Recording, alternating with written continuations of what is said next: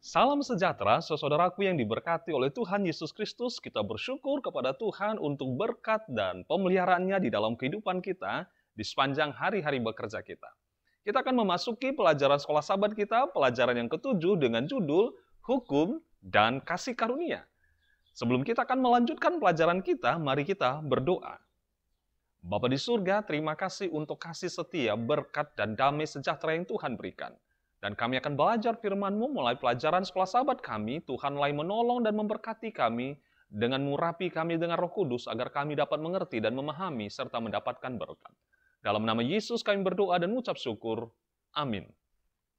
Sebagai ayat hafalan kita untuk pelajaran ketujuh ini tertulis dalam Galatia 2 ayat 21. Aku tidak menolak kasih karunia Allah, sebab sekiranya ada kebenaran oleh hukum Taurat, maka sia-sia kematian Kristus.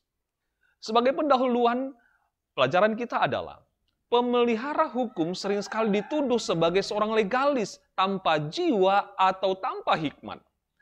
Penganut agama yang bodoh. Tentunya, tuduhan ini tidaklah adil. Orang Kristen dari kebanyakan denominasi berbicara tentang hukum serta kasih karunia dan mengerti hubungan antara kedua hal ini. Hukum itu adalah standar kekudusan dan kebenaran Allah, dan pelanggaran terhadap hukum adalah dosa. Seperti firman Tuhan katakan dalam 1 Yohanes 3 ayat 4. Setiap orang yang berbuat dosa melanggar juga hukum Allah, sebab dosa ialah pelanggaran hukum Allah. Dan oleh karena kita semua telah melanggar hukum, tetapi kitab suci telah mengurung segala sesuatu di bawah kekuasaan dosa. Galatia 3 ayat 22. Hanya kasih karunia yang dapat menyelamatkan kita. Seperti firman Tuhan katakan dalam Efesus 2 ayat 8. Sebab karena kasih karunia, kamu diselamatkan oleh iman. Itu bukan hasil usahamu, tetapi pemberian Allah. Bahkan jika diekspresikan dalam cara dan skenario yang berbeda, tema dari hukum dan kasih karunia pastinya bisa ditemukan di keseluruhan Alkitab. Termasuk kitab Ulangan juga memaparkan hubungan antara hukum dan kasih karunia, tetapi dalam sebuah konteks yang unik.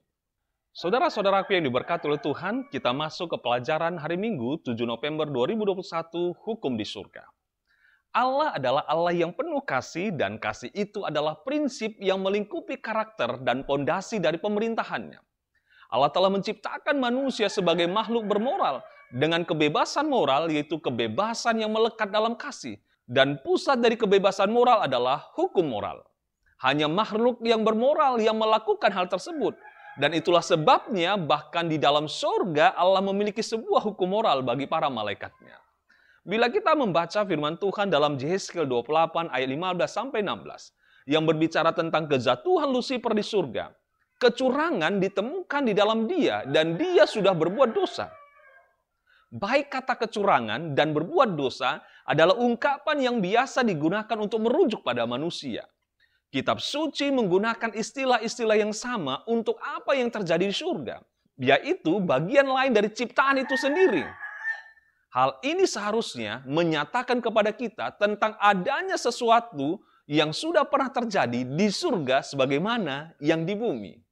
Sebagaimana yang Ellen G. White jelaskan, kehendak Allah dinyatakan dalam aturan-aturan hukumnya yang suci, dan prinsip-prinsip hukum ini adalah prinsip surga. Malaikat-malaikat surga mencapai pengetahuan yang tidak lebih tinggi daripada untuk mengetahui kehendak Allah. Dan untuk melakukan kehendaknya adalah pelayanan tertinggi yang dapat menggunakan kuasa mereka. Khotbah di atas bukit halaman 124. Surga, bumi, tidak peduli dimanapun, jika Allah memiliki makhluk bermoral, dia pasti akan memiliki sebuah hukum moral untuk memerintah mereka, dan pelanggaran terhadap hukum itu, baik di surga ataupun di bumi, adalah dosa. Saudara-saudaraku, kita akan melanjutkan ke pelajaran hari Senin 8 November 2021, Hukum dalam Kitab Ulangan.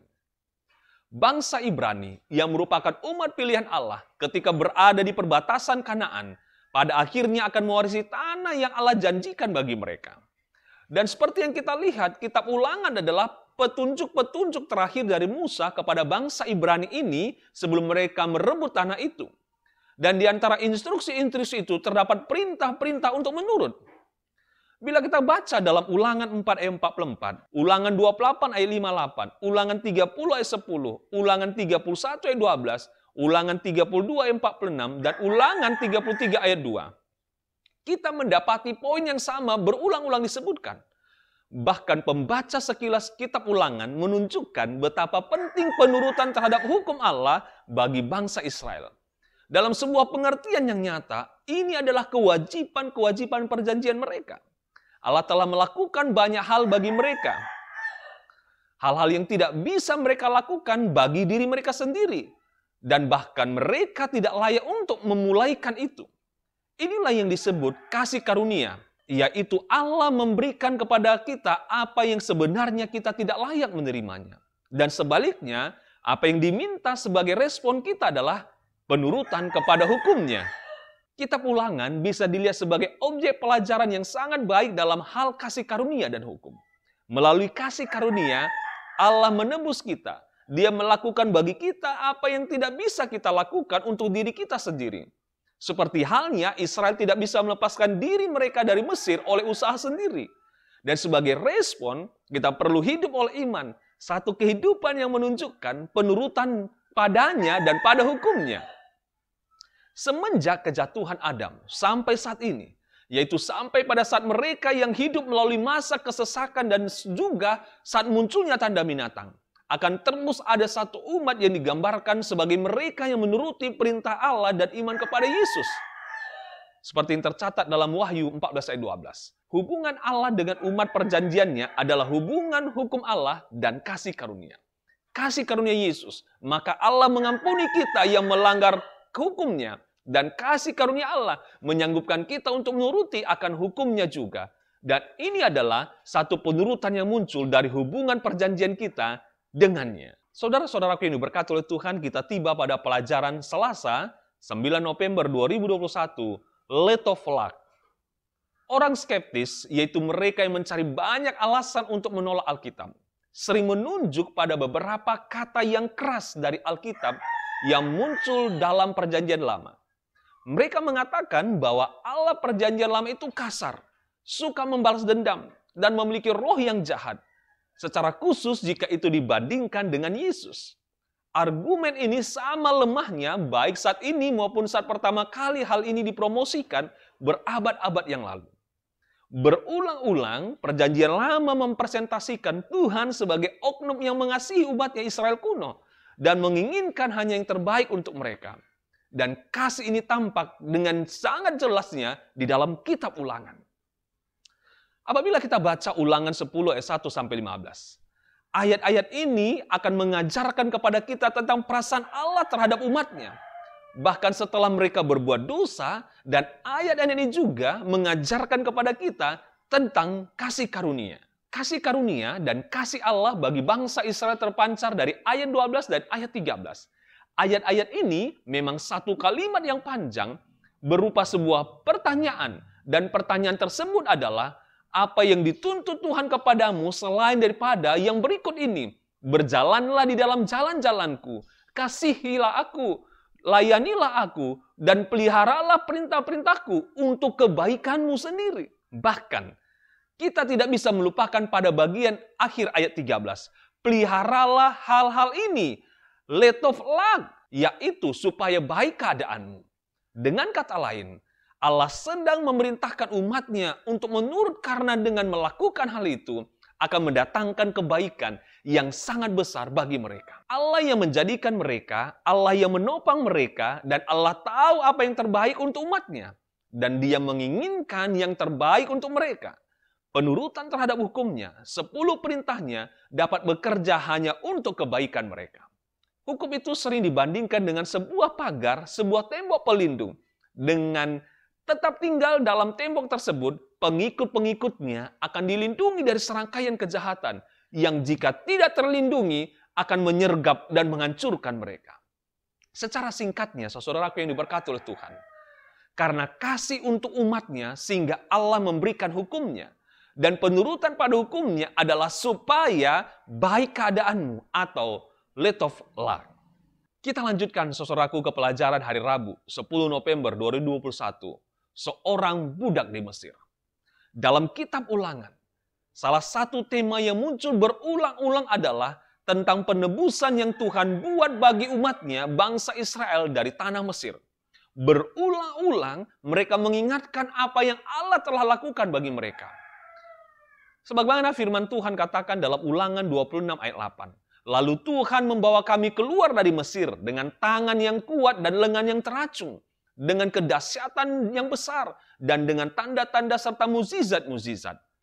Faktanya, di sepanjang kitab Perjanjian Lama, cerita dari peristiwa keluaran sering dirujuk untuk menjadi satu contoh kelepasan besar Allah dari perbudakan dan perhambaan di Mesir melalui kasih karunia-Nya.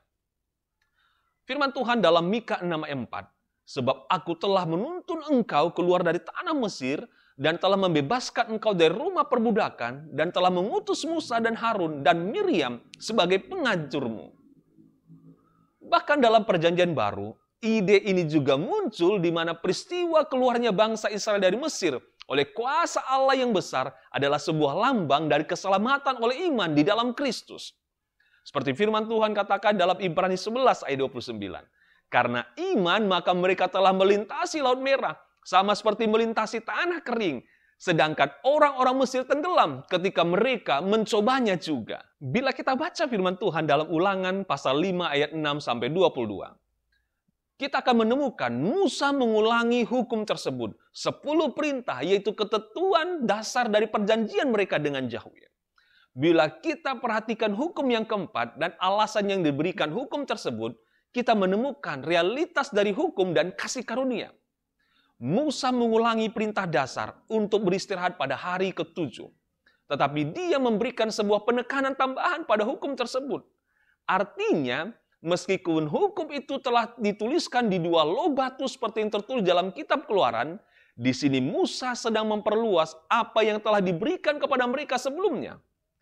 Memelihara Sabat bukan hanya sebagai sebuah perintah akan penciptaan, tapi juga sebagai sebuah peringatan akan penebusan dari Mesir.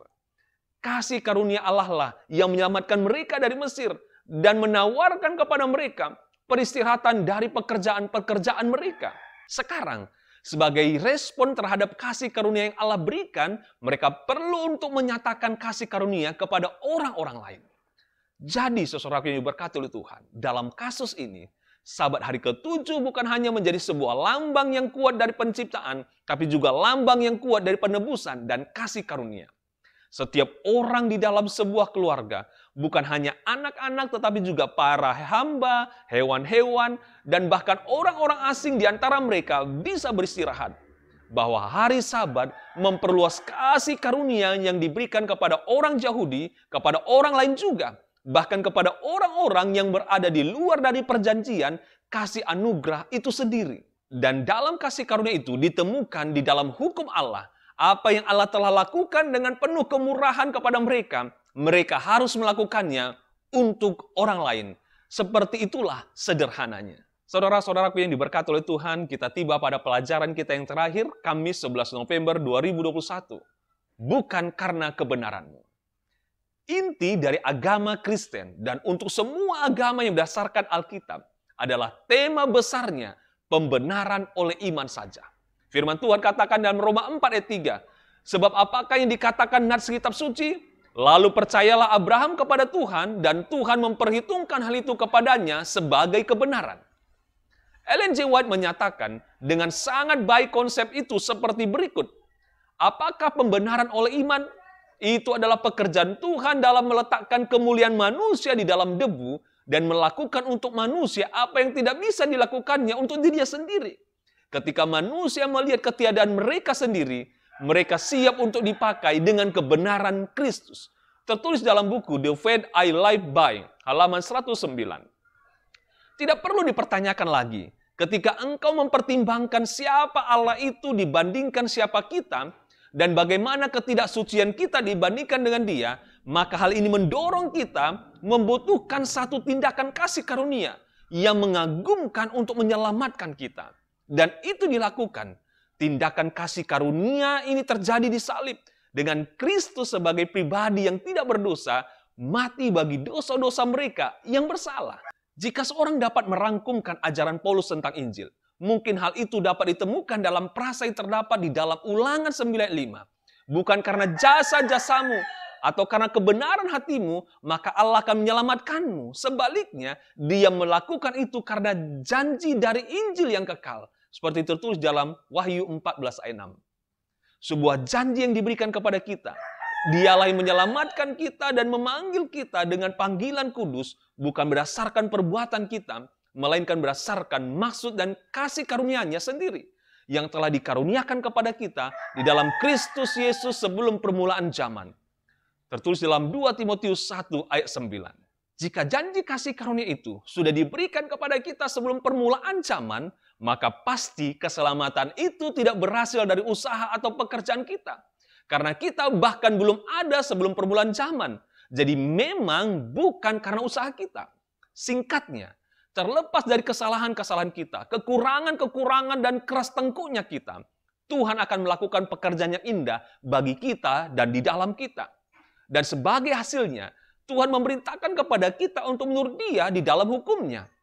Janji telah diberikan dan sudah disampaikan. Pekerjaan kita, penurutan kita yang sebenarnya memang tidak cukup baik, bukanlah alat untuk keselamatan kita. Tetapi semua itu adalah hasil dari keselamatan. Tuhan telah menyelamatkan kita oleh karena kasih karunia. Sekarang dengan adanya hukum-Nya yang tertulis di dalam hati kita dan Roh-Nya yang menguatkan kita, maka kita harus pergi dan menuruti hukum-Nya. Saudara-saudaraku yang diberkati oleh Tuhan, begitu indah pelajaran yang kita dapat pelajari hari ini. Antara hukum dan kasih karunia.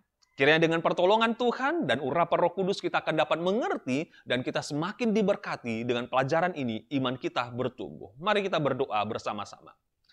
Bapa di surga, terima kasih untuk firman-Mu yang telah kami baca dan pelajari. Hukum dan kasih karunia. Kiranya dengan kuasa Roh Kudus akan memberikan pengertian, pengetahuan, dan kami dapat menjadi pelaku firman. Berkati seluruh saudara-saudara yang kami kasihi, para pemirsa. Diberkati dengan berkat indah, berkat sukacita, damai sejahtera. Diberkati dalam rumah tangga dan diberkati di dalam pelayanan dan pekerjaan mereka. Terima kasih Bapa di surga, dalam nama Yesus kami berdoa dan mengucap syukur. Amin. Saudara-saudaraku yang dikasihi oleh Tuhan Yesus Kristus, terima kasih telah belajar bersama-sama melalui program ini, Sahabat Mari Belajar Sekolah Sahabat setiap hari. Biarlah kita akan kembali dapat belajar sekolah sahabat untuk hari esok, dengan berkat dan pertolongan Tuhan.